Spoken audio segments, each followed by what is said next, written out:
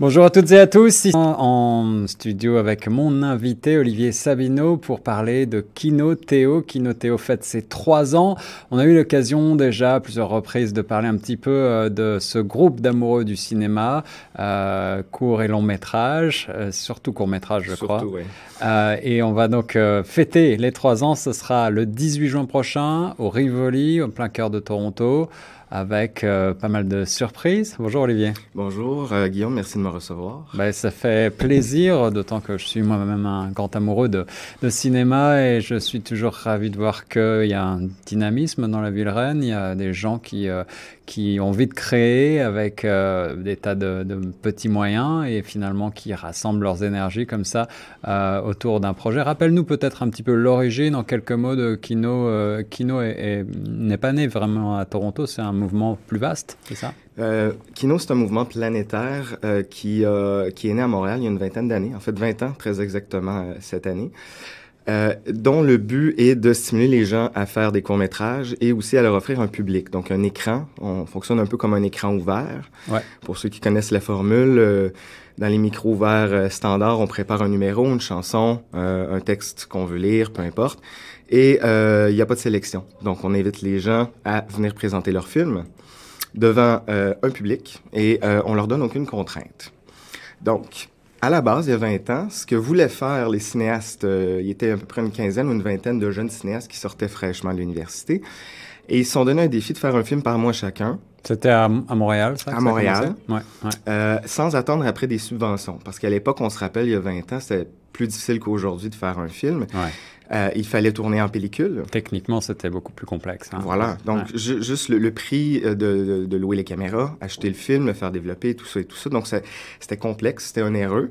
Et il y a 20 ans, il y a quelque chose de nouveau qui est apparu. C'est la révolution numérique, les premières caméras mini-DV, comme on appelait à l'époque, qui nous permettaient, dans un petit format pour pas cher, de pouvoir filmer. C'est ça. C'est bon, la qualité était pas la même, mais ça, c'est un détail. Alors, ça a stimulé ces jeunes-là à se rassembler ensemble, à faire leurs films, à se les montrer entre eux. Et c'est parti vraiment d'un esprit de désir de création, dans l'urgence, avec les moyens qui sont disponibles, l'entraide entre eux.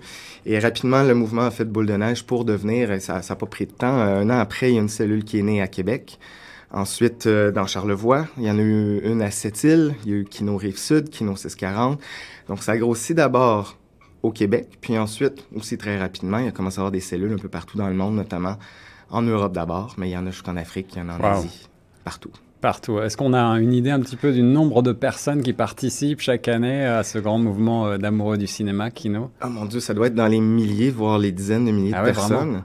Ça a été estimé en ce moment qu'en date d'aujourd'hui, il y aurait environ une centaine de cellules à travers le monde, donc dans 100 villes différentes. C'est dur d'avoir le chiffre exact parce que ça bouge beaucoup. Il y a toujours des cellules qui naissent et d'autres qui disparaissent, malheureusement. Et bon, à Montréal, c'est énorme. Juste pour donner un exemple, à chaque année, il y a un truc qui s'appelle le Cabaret, qui est un marathon de création de films en 72 heures. Et ça rassemble... il se crée à l'intérieur d'environ 10 jours, à peu près une centaine de films à travers ces 10 jours-là qui sont écrits, tournés, projetés, comme ça, dans si peu de temps. Et moi, je suis allé à Montréal au dernier Cabaret, c'était il y a quelques semaines. Et dans ces événements-là, aux soirées de projection, ça frise les 300-400 personnes facilement, là, chaque soir. Alors toi-même, tu es scénariste, tu es réalisateur. Est-ce que c'est stimulant justement d'avoir des contraintes comme ça, des contraintes de temps, des contraintes de moyens et est-ce que la créativité en est développée? Est-ce que tu as le sentiment que ça aide justement des gens peut-être qui auraient tendance à être trop perfectionnistes ou à passer beaucoup de temps à chercher des subventions et autres, à plutôt se jeter à l'eau et à finalement créer? Mais tu l'as très, très bien dit. Les contraintes, comme celle de temps et d'argent, des fois, une ou deux contraintes aussi au niveau du contenu, ça peut aider à stimuler la créativité. Mais on se perd assez rapidement. Quand on veut faire un film, c'est déjà très difficile, mais dans les standards de l'industrie professionnelle, qui sont donc très onéreux, il faut payer les gens d'abord. Hein. Bien sûr. L'équipement et tout ça. Donc, un court-métrage, dans les règles de l'art, ça peut facilement monter dans les 150 000 $. Rassembler cet argent-là peut prendre des années. Donc oui, là, ça tue la créativité parce qu'on a beau avoir le texte, mais on fait pas le film. Alors là, en se garochant dans Kino, pour des gens comme moi qui veulent pas non plus, je veux pas faire un film à tous les mois non plus, parce que ça prend beaucoup de temps. Mais à tour de rôle, les kinoïdes, ce qu'ils viennent faire, c'est justement, c'est pas attendre, ils viennent créer dans l'urgence. Et des fois, ils se créent des petits miracles, hein. Les meilleurs films que j'ai faits, c'est ceux que j'ai faits dans les cabarets à Montréal qui se sont faits en 72 heures. Parce qu'il y a quelque chose qui se crée dans le... oui, justement, on oublie d'être perfectionniste, mais on n'est plus vrai, peut-être. Mais j'imagine aussi que cette créativité, elle est stimulée par le fait que Kino, c'est un groupe de rencontres. Donc, si tu as besoin d'un directeur je sais pas, d'un casteur, si tu as besoin d'un acteur particulier, d'une actrice, si tu as besoin d'un directeur photographie, peut-être que c'est aussi le moyen d'échanger des compétences comme ça? Absolument. En fait, il y a 2 missions à Kino. La première étant les projections. Donc, c'est le nerf de la guerre. On veut faire des films pour qu'ils soient vus. Ouais. Comme on n'est pas un festival, c'est très important de le mentionner, on n'a pas de processus de sélection. Quelqu'un fait un film pour nous, on le projette, tant qu'il n'est pas trop long. Ouais. Alors, pas trop long, justement, c'est quoi les contraintes de temps? On ne veut pas être trop contraignant, justement, mais comme on reçoit beaucoup de candidatures, nos soirées de projection, on ne veut pas qu'ils durent 3 heures, ben, on suggère aux gens de faire des films à l'intérieur de 8 minutes pour les films réguliers. Et on a aussi des défis à chaque projection où on donne un thème, et ça, on espère que les gens ne dépassent pas de 2 minutes. En général, les gens dépassent ces durées-là, donc on essaie toujours de rebalancer l'équation. Mais oui, on voit qu'à Toronto, même si c'est beaucoup plus petit qu'ailleurs, on n'a pas eu de soirée de projection, on n'a pas quand même eu un certain nombre de films qui... finalement, on fait une projection, ça dure jamais en bas d'1h30, 2 heures. Donc voilà, c'est riche. Déjà, wow. Les gens sont stimulés ici et ils nous amènent du contenu. Nous, on est très heureux, on veut que ça continue comme ça, que ça évolue dans le même sens. Alors, 3 ans déjà de kinoïte aigu à Toronto. Vous avez vu passer, j'imagine, des tas d'artistes. Peut-être que on va en découvrir des nouveaux. La soirée des 3 ans, ce sera l'occasion peut-être de rassembler, de montrer, de se faire découvrir encore davantage. Quel est le but? Est-ce qu'il y a un thème pour célébrer ces 3 ans? En fait, Kino veut devenir beaucoup plus structuré en fait dans son organisation. L'événement, la soirée de projection du 3e anniversaire, on veut amener déjà beaucoup de surprises. Donc, les gens vont voir que nous, on a travaillé très fort et qu'on veut que notre prochaine année soit une année vraiment de développement à tous les niveaux pour Kino et ses membres, mais surtout ses membres, pour qu'on soit plus organisé, qu'on soit en mesure de leur offrir plus de services, plus d'aide. Comme tu disais tantôt, c'est une communauté de gens qui vont se rencontrer pour travailler ensemble, s'entraider.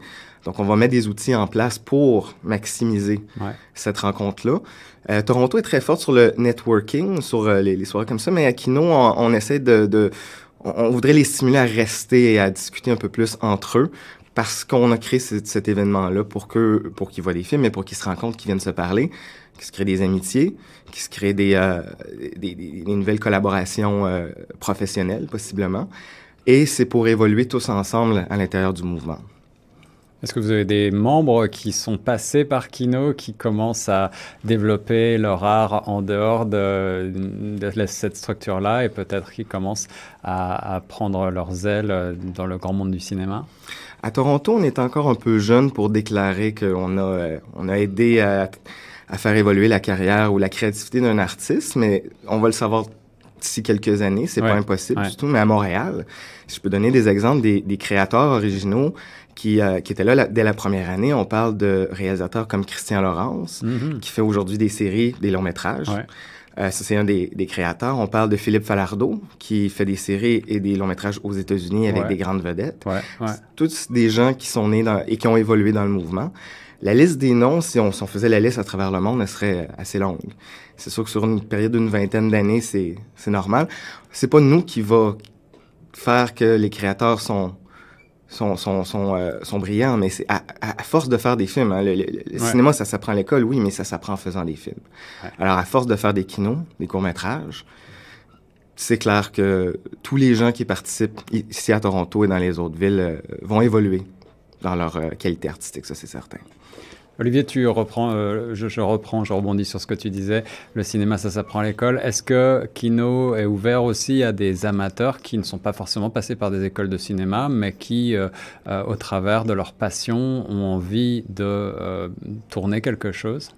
Absolument. En fait, c'est le nerf de la guerre. C'est qu'il n'y a pas de processus de sélection, mais pour la qualité des films, mais La plupart des kinos sont des premiers films, et c'est ça qu'on encourage, c'est ça qu'on veut, c'est que pour des gens qui n'auront jamais osé avant, qui ont toujours eu le désir de le faire, et on a des gens qui sont dans d'autres domaines, on a des avocats, on a des ingénieurs, mais qui ont le rêve, la passion, et ils le font. Et là, nous, on leur permet d'avoir une tribune pour montrer leur travail. Et c'est fantastique, parce que il y aurait pratiquement aucune autre occasion pour eux de réussir à montrer leur film. Il faudrait déjà qu'ils fassent le film sans aide ou avec très peu d'aide, et qu'ils se fassent accepter dans un festival qui est très, très dur. Alors nous, on enlève ces barrières-là, on demande à tout le monde, de n'importe quel background, de n'importe quel, qui étudie ou pas, dans toutes les communautés, de toutes les langues, tant que le film peut être compris. Ouais. Pour avoir un film Toronto est une ville riche de cultures et de langues différentes. Si quelqu'un veut faire un film en italien, en chinois, tant qu'il met des sous-titres, nous, on n'a absolument aucun problème. Oui, il faut préciser que là, on parle en français, bien entendu, parce que on est sur la radio francophone et qu'un certain nombre des membres de Kino sont francophones, mais finalement, le mouvement est ouvert à tout le monde. Hein. Voilà, on n'est pas un mouvement exclusivement francophone, mais comme la recette vient de Montréal, évidemment, c'est des Québécois expats qui ont amené ça ici. Ouais. Alors, on a importé ça à Toronto, mais dans l'organisation, maintenant, disons qu'à peu près 60% des organisateurs sont des Québécois d'origine qui habitent maintenant à Toronto, mais on a un Torontois local, on a un Allemand, on a des gens puis à nos projections, c'est très, très, très diversifié aussi, on a des gens de partout. Donc, ce n'est pas un événement francophone, mais on est plusieurs francophones dans l'organisation. Olivier, une petite question un peu plus délicate, mais pour organiser de tels types d'événements, on sait combien ça doit demander, on imagine combien ça doit demander d'énergie, mais ça coûte aussi de l'argent certainement. Comment est-ce que vous vous financez? Comment est-ce que vous arrivez à faire vivre un tel mouvement? Alors nous, on n'a pas de statut en tant que tel. Éventuellement, on voudrait devenir une OSBL. Je ne sais pas si c'est le bon terme. Une association à but non lucratif. Voilà. Ouais. Donc, on n'a pas accès à du financement pour le type d'organisation qu'on est. Pas à l'instant, mais éventuellement, on pourrait recevoir des subventions artistiques, un peu comme des coops de cinéma. Mais pour le moment, on demande une donation à la porte aux gens qui viennent aux soirées de projection, souvent un montant très symbolique, 5 ou 10 $. Ouais. Les gens sont vraiment appelés à donner ce qu'ils peuvent et ce qu'ils veulent. Et on se finance exclusivement de cette façon-là pour l'instant. Ce qui fait qu'on n'a pas un très gros fonds de roulement, mais c'est suffisant pour continuer de saison en saison. Des vraies soirées d'amoureux du cinéma pour l'art, et c'est vraiment beau de le souligner. La soirée Kino des 3 ans, c'est donc le mardi 18 juin prochain, à partir de 19h. C'est au Rivoli, dans le centre-ville, sur la rue Queen. Oui, 334 Queen Street West. C'est bien ça. Est-ce que toi-même, Olivier, tu vas présenter un film, ou est-ce que tu te contentes ici d'être l'organisateur? J'aurais bien aimé, mais avec le temps qui est nécessaire pour organiser la soirée elle-même, puisqu'on prépare beaucoup de surprises, c'est donc beaucoup d'organisation. Je ne présenterai pas un film cette fois-ci. La prochaine fois peut-être, qui sait. Mais je crois qu'on a déjà une soirée bien remplie avec les kinoïtes qui nous ont confirmé qu'ils présenteraient un film. C'est pas impossible qu'il reste encore de la place. S'il y a des gens qui ont le désir de présenter un film, qui veulent nous contacter, tapez Kino Toronto sur Facebook, vous allez pouvoir communiquer avec nous directement. Alors, c'est toujours possible de soumettre un film. Et voilà. On va avoir une belle soirée de 3e anniversaire, plein de surprises, des invités de Montréal. Alors justement, on va terminer sur les surprises des invités. Ça veut dire des réalisateurs, des acteurs, des actrices peut-être. Est-ce que tu peux nous laisser sur une petite note de surprise? Voilà, alors on a confirmé il y a quelques jours Isabelle Giroux, qui elle, à la base, est comédienne. Ça fait approximativement une dizaine d'années qu'elle commute dans le monde kino. Elle a tourné... Je crois que c'est pas une farce, là, c'est presque un running gag avec elle, dans 50 films kino, comme comédienne. Ah oui, donc là, c'est la mascotte de Kino. Là, et ensuite, elle a fait son premier film à travers le mouvement Kino comme réalisatrice. Donc là, on a un bel exemple de quelqu'un qui a vraiment essayé des choses. Peut-être qu'elle n'aurait jamais fait de film s'il n'y avait pas eu ce tremplin-là. Et je crois qu'elle en a réalisé 9 depuis et co-réalisé 3 autres. Donc, elle est très, très, très active comme ambassadrice à Montréal. Elle va venir parler ici aux gens de son expérience. Et on aurait, là on ne s'est pas confirmé encore, mais peut-être des organisateurs originaux, en fait, des gens qui ont carrément créé le mouvement. On attend la réponse de 2 personnes qui sont absolument les idéateurs de ce mouvement-là. Et là, ça serait fantastique que de leur propre bouche, ils puissent expliquer à Toronto comment ça a commencé puis comment ça a évolué. Qu'est-ce que c'est devenu aujourd'hui? Parce qu'à Montréal, c'est énorme. À Toronto, on grandit encore. Alors, ça va être très intéressant de les entendre. Merci beaucoup Olivier Sabino d'être mon invité, d'avoir présenté donc les 3 ans de Kino. Kino, ça s'écrit K-I-N-O, c'est l'allemand pour cinéma, hein, c'est ça? Voilà, dans plusieurs langues, on parle de... Ça peut vouloir dire mouvement au cinéma. Donc, je crois que les 2 traductions sont valides ici. Voilà, alors venez nombreux le 18 juin prochain à partir de 19h au Rivoli sur le 334 de la rue Queen West pour fêter ensemble le cinéma et le mouvement Kino avec tous ses membres et ses belles surprises. Et pour tous les renseignements pratiques, c'est la page Facebook Kino Kino Toronto, K-I-N-O Toronto. Vous tapez ça sur Facebook, vous ne pourrez pas nous manquer. Merci beaucoup Olivier. Nous on reste sur Choc FM 105.1. Merci.